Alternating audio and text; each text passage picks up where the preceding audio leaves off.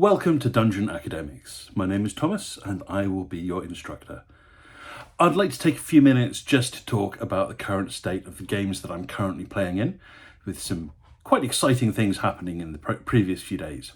So the online D&D game that I'm playing with people from all over the world, we're moving to a bi-weekly game, so a fortnightly game, and alternate weeks we're going to be playing Lancer. Now, Lancer is an RPG that I've heard a lot about and never had a chance to play, and it looks fun. I've sat down with the DM, I've made a character and their mech. I'm going to be playing in the antagonist party. So there has been a somewhat split of the party on ideological lines. And now there are going to be two groups who are possibly working cross purposes. So there's a lot of intrigue in this campaign. And that sounds fantastic. And my DM for D&D asked, would I like to join and play? Well, it wasn't one of the baddies, just one of the antagonists, and I was absolutely in for that. So I'm going to be playing my first game of that in just over a week, and I have my regular D&D game on Saturday, which will be tomorrow at the time of recording. That's all going great. My other campaign, the one that I'm playing face-to-face around the table at Cafe Board Game in Helsinki, is going fantastic. We've just had our third session, and during that third session, we completed the first chapter, so to speak. So there are going to be some spoilers for The Wild Beyond the Witchlight. Nothing major, but if you're going to play that, or you really don't want to have any spoilers at all, here's your warning. Okay, so we finished the section at the Twilight Carnival. That was absolutely lovely. I really enjoyed playing that. The DM did a fantastic job of making this sort of whimsical, fun carnival atmosphere with just a little bit of sinister underneath, and I loved it. My character Doug, who I've talked about a lot, got crowned the Witchlight Monarch, which I was very happy about. I mean, out of the 6 players, 4 of us were in fair contention, and honestly, any one of us could have got the spot. So we rolled off for it, and this was the perfect time for me to roll a natural 20. So I very graciously became the Witchlight Monarch, and I was crowned by some ethereal butterflies.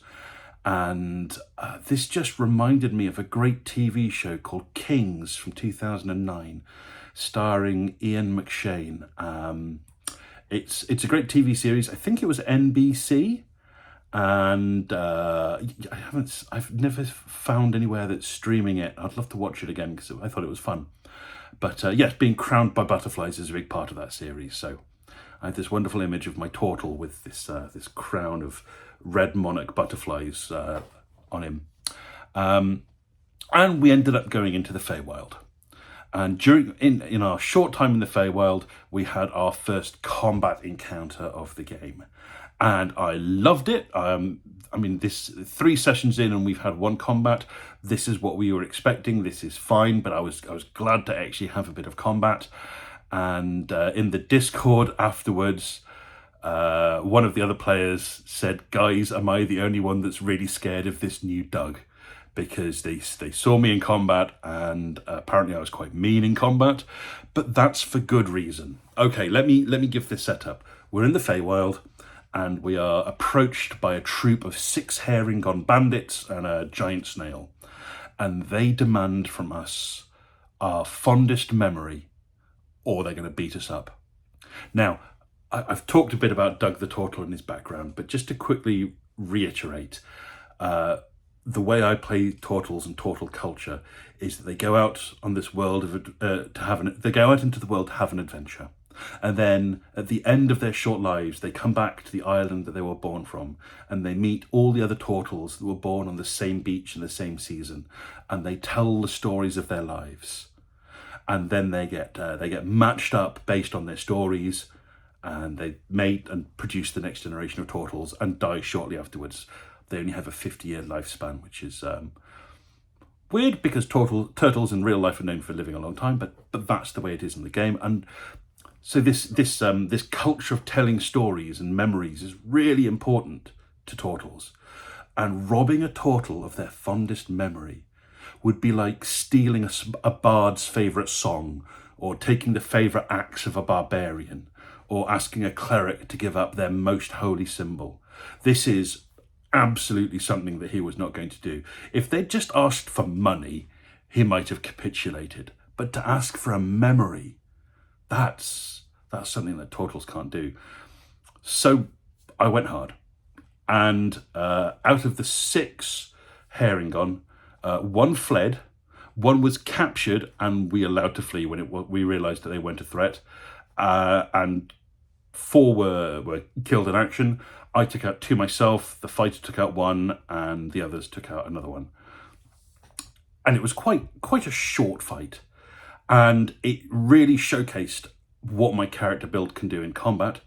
And it showcased the decision that I made that damage and is the best way to play the game. Now, I've talked a lot about Dungeons and Dragons combat in other videos. And the one thing I've stated again and again is that combat is more fun when it's not just you taking down a stack of hit points. When you do a damage and an additional effect, things get more interesting. So, what did combat look like for me? It came to my turn in the initiative order. First thing I do is I've got to deal with my familiar. He's a parrot called Balloons, because he used to be a balloon animal and now he's a real parrot. And I go, okay, he's going to take the help action, so I'll get advantage on 1 attack. 1 attack is all I have, so that's fine. Then I do my bonus action. I'm going to cast Hex and put it on the target I wish to attack. Or in subsequent turns, I will retarget Hex, which is still a bonus action. Then I get my 1 attack, and I'm going to use a cantrip. I'm going to cast Booming Blade, which allows me to make a melee attack. So because I've got assistance from my parrot, I make this with advantage. I'm quite a reliable hitter. +4 from charisma, +2 from proficiency modifier. That's a +6 to hit and advantage. Unless something's got really good armor, I've got a fairly good chance of hitting. So what happens when I hit? Well, firstly, a 2-handed swing from a quarterstaff is going to do D8 damage. D8 bludgeoning damage, that's great. Then we're going to add D6 necrotic damage from Hex. So that's D8, and then a second source of damage, Hex. Then I've got the Crusher feat.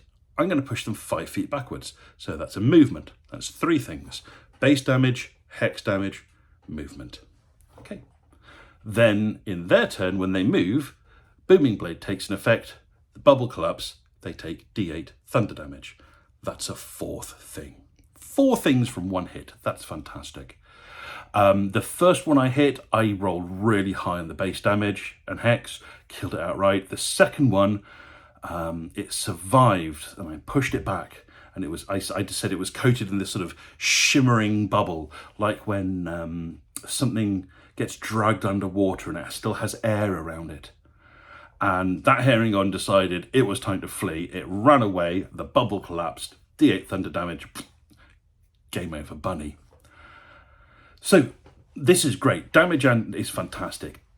Triggering multiple sources of damage and pushing it away makes combat fun. Means I'm moving around between turns. I'm not necessarily always trying to attack the same thing.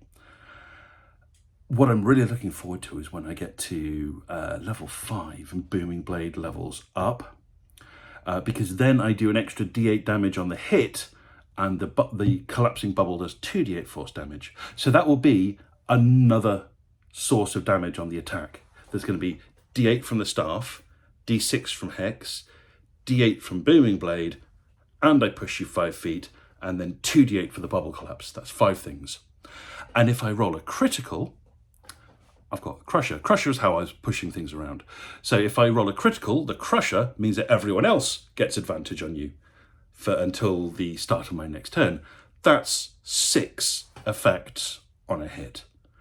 And I've got all of these on little cards. So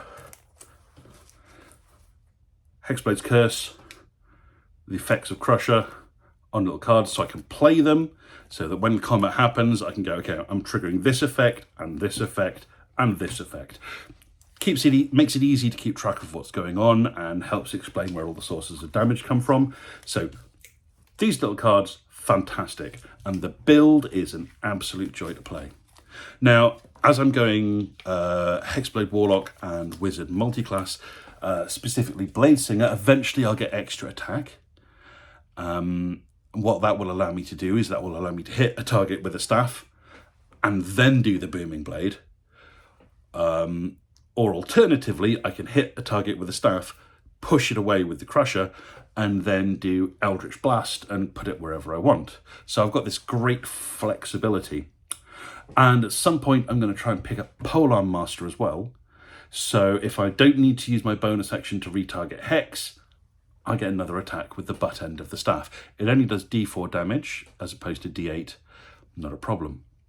And when I level up, I'll become a Blade Singer. If I'm Blade Singing, I don't want to use the staff two-handed because that drops Blade Singing. So the staff will only do D6 damage, but I get all those great tanky benefits of Blade Singer. So this is a really fun character to play in combat. And so it was nice that I got this combat in the third session.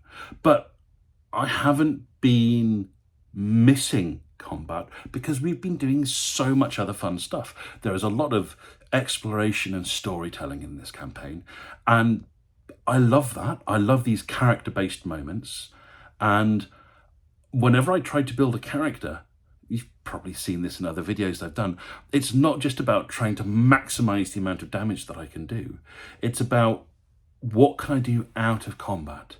When we're exploring or having social interactions, when can I be a great active participant? And when can I be a spectator who's still able to help the rest of the party? With this in mind, we used Hex in a non-combat situation. We were trying to rob an item off a character. Even though I've given the spoiler warnings, I'm not going to say who and what, but we were trying to rob an item off a character. And myself and the other Warlock would set it up so that one of us would be able to cast Hex on them. So Hex has two conditions on it. Firstly, every attack you make against the target that you've hexed gets an extra D6 necrotic damage, and that's what most people use it for. But there's also a secondary effect. You pick an ability score, and all ability checks based off that ability are done at disadvantage. So this doesn't affect attacks or saving throws, but it affects skill checks. Now, if you're trying to rob someone, you don't want them to notice. You want to hex their perception. So we hexed Wisdom. Originally, I suggested the plan, so I was going to cast it, but unfortunately, all the spotlights were on me at the time. So the other Warlock in the party cast it without being noticed. Our target was hexed. Therefore, robbing the item off this target became that much easier because they'd have to make any perception checks at disadvantage and would have a -5 to passive perception, making pickpocketing much easier. So using Hex outside of combat is actually really good. If there's any situation where you're going to need to hamper something's ability, if there's going to be a contest of some kind, Hex is fantastic, because although Hex has verbal and somatic components, if you can pull it off without anyone noticing, for example, there's a huge round of applause, or they can't see you, but you can see them, there's no saving throw. And at no point does it say that they are aware that they have been cursed. So unless they have some sort of detect magic innate ability, they are not going to know the spell has been cast on them. So this is a great spell to use out of combat. And it worked very well. So, Doug the Tortle, turns out he is quite scary. If you wish to take something from him that he values as highly as his own life, he is very capable of fighting and can put out a fair bit of damage. I was quite impressed with his damage output. It was comparable to a full combat Great Weapon Master fighter build. So I'm happy with that. Anyway, that's what I've been up to. I'd love to hear how your games are going, and enjoy your next game, whatever it may be.